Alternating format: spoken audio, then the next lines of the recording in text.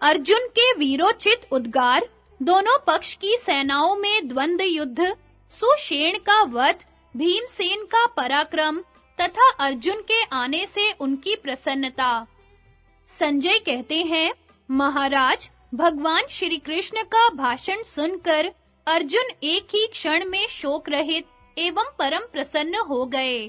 फिर प्रत्यंचा सुधारकर गांडीव धनुष की टंकार करते हुए उन्होंने केशव से कहा, गोविंद, जब आप मेरे स्वामी एवं संरक्षक हैं, तो मेरी विजय निश्चित है। संसार के भूत और भविष्य का निर्माण आपके हाथ में है। जिस पर आप प्रसन्न हैं, उसकी विजय में क्या संदेह है।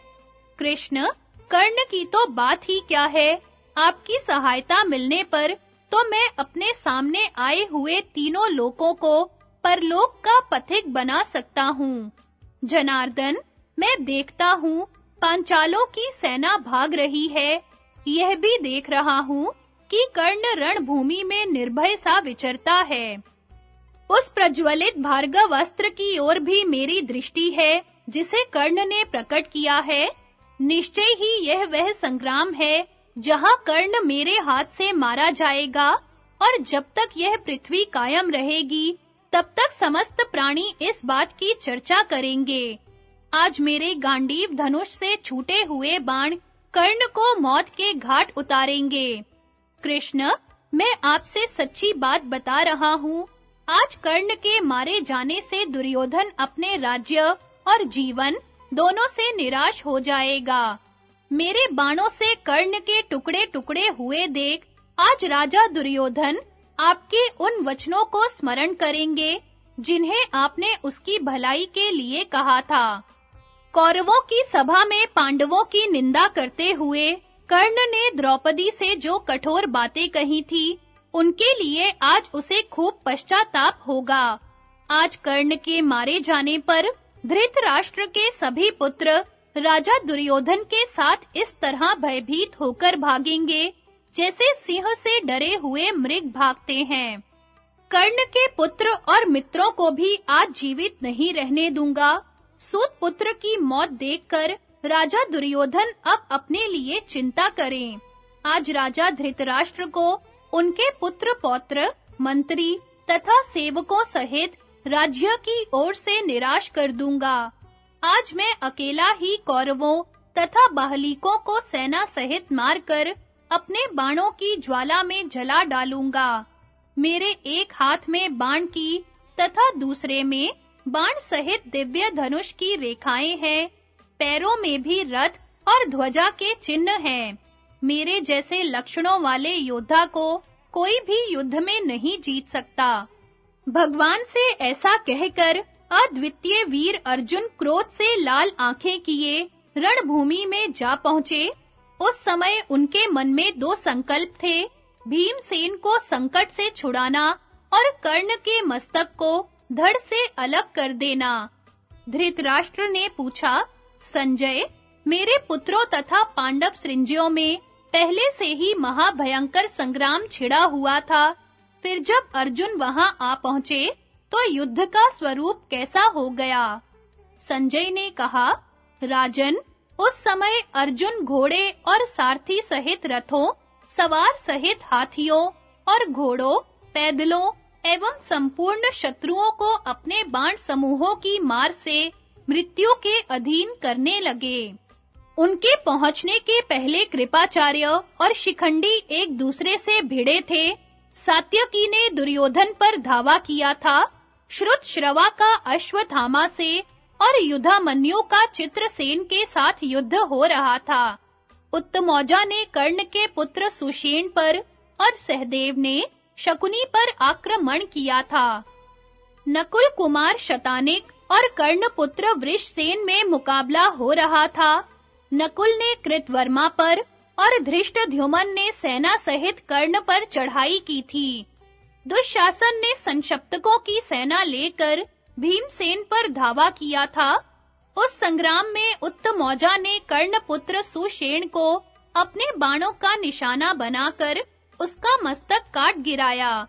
सुषेण का सिर पृथ्वी पर पड़ा देख कर्ण व्याकुल हो उठा।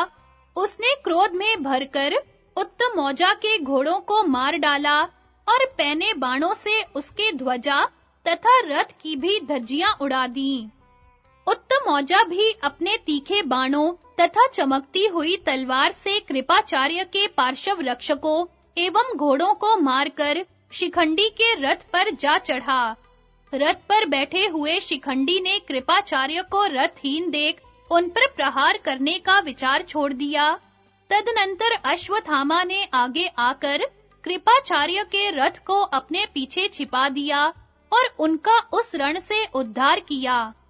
दूसरी ओर भीमसेन अपने पैने बाणों की मार से आपके पुत्रों की सेना को अत्यंत संताप देने लगे।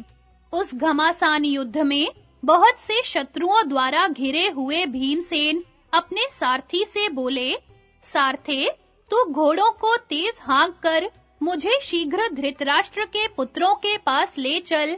आज उन सबको मैं यमलोक पहुंचाए देता हूँ। आज्ञा पाते ही सारथी ने घोड़ों की चाल तेज की और तुरंत ही रथ लिए आपके पुत्रों की सेना में जा पहुंचा। कौरव पक्ष के योद्धा भी सब ओर से हाथी, घोड़े, रथ और पैदलों को साथ ले आगे बढ़ आए। भीम के रथ पर चारों ओर से बाणों की बौछार होने लगी और भीम उन सबको अपने बाणों से काटने लगे। उन्होंने शत्रुओं के छोड़े हुए प्रत्येक बाण के 2-2, 3-3 टुकड़े कर डाले। तदनंतर उनके द्वारा मारे गए हाथी, घोड़े, रथ और पैदल जवानों का चीत्कार सुनाई देने लगा। भीमसेन के बाणों की मार से राजाओं के अंग विदीर्ण हो रहे थे, तो भी उन्होंने उन पर सब ओर से धावा कर दिया। तब भीम ने अपना प्रचंड वेग प्रकट किया, जिसे शत्रु रोक न सके। महात्मा भीम के द्वारा भस्म होती हुई आपकी सेना भयभीत हो रण से भाग चली। यह देख भीम प्रसन्न होकर पुनः अपने सारथी से बोले, सूत, ये जो ध्वजाओं सहित बहुत से रथ इस ओर बढ़ते चले आ रहे हैं, ये अपने हैं या शत्रुओं के? इसकी पहचान कर लेना। युद्ध करते समय मुझे अपने पराई का ज्ञान नहीं रहता। कहीं ऐसा ना हो कि अपनी ही सेना को बाणों से आच्छादित कर डालूं। विशोक, राजा युधिष्ठिर बाणों के प्रहार से बहुत घबराए हुए हैं। इधर अर्जुन उन्हें देखने गए थे, सो अभी तक नहीं लौटे।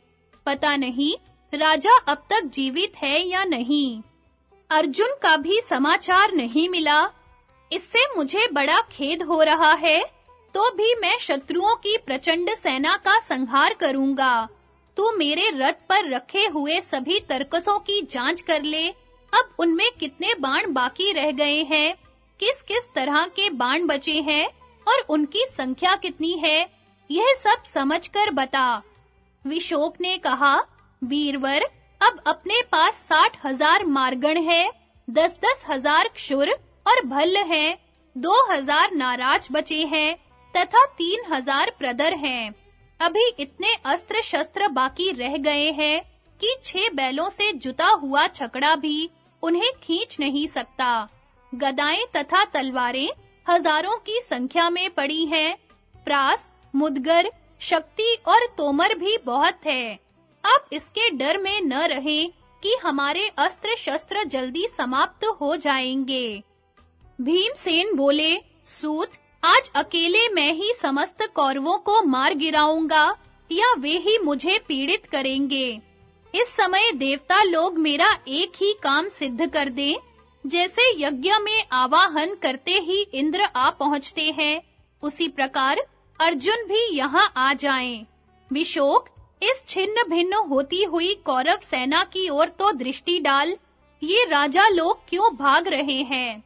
मुझे तो स्पष्ट जान पड़ता है कि नरश्रेष्ठ अर्जुन यहाँ आ पहुँचे, वे ही अपने बाणों से संपूर्ण सेना को आच्छादित कर रहे हैं। कौरवों पर मोह छा गया है, सबके सब भाग रहे हैं। रण में हाहाकार मचा है, हाथी बड़े जोरों से चिंगाड़ रहे हैं। विशोक ने कहा, कुमार भीमसेन, क्रोध में भरे हुए अर्जुन के द्वारा खींचे जाने वाले गांडीव धनुष की भयंकर टंकार क्या तुम्हें सुनाई नहीं देती? पांडुनंदन, लो, तुम्हारी सारी कामनाएं पूरी हुई। उधर देखो, हाथियों की सेना में अर्जुन के रथ की ध्वजा का वानर दिखाई देता है। वह ध्वजा के ऊपर चढ़कर शत्रुओं को भयभीत करता हुआ चारों ओर देख रहा है। मैं स्वयं भी उसे देखकर डर रहा हूँ। अर्जुन का वह विचित्र मुकुट, जिसमें सूर्य के समान चमकीली मणि लगी हुई है, कितना सुंदर है। उनकी बगल में देवदत्त नाम वाला श्वेत शंख है। इसी प्रकार भगवान श्री कृष्ण के पार्श्व में सूर्य के समान कांतिमान चक्र है, जो उनका यश बढ़ाने वाला है। यदुवंशी सदा उसकी पूजा किया करते हैं। श्री कृष्ण के पास उनका 5 जन्य भी है, जो चंद्रमा के समान उज्जवल है। देखो, भगवान के वक्षः स्थल पर कौस्तुभ मणि तथा वैजयंती माला कैसी शोभा पा रही है। निश्चय ही श्याम सुंदर घोड़े हाँकते हैं और महारथी अर्जुन शत्रुओं की सेना को खदेड़ते हुए इधर ही आ रहे हैं। वह देखो, अर्जुन ने अपने बाणों से घोड़े और सारथी सहित 400 रथियों को मार डाला, 700 हाथियों का सफाया किया और हजारों घुड़सवारों तथा पैदलों को मौत के घाट उतार दिया है। इस प्रकार कौरव योद्धाओं का संहार करते हुए महाबली अर्जुन अब तुम्हारे ही पास आ रहे हैं। तुम्हारा मनोरथ सफल हो गया। भीमसेन बोले, विशोक, तुमने बड़ा प्रिय समाचार सुनाया, इससे मुझे बड़ी खुशी हुई है। इस शुभ संवाद के लिए मैं तुम्हें 14 गांवों की जागीर दूंगा। साथ ही 100 दासियां तथा 20 रथ भी तुम्हें पारितोषिक के रूप में मिलेंगे।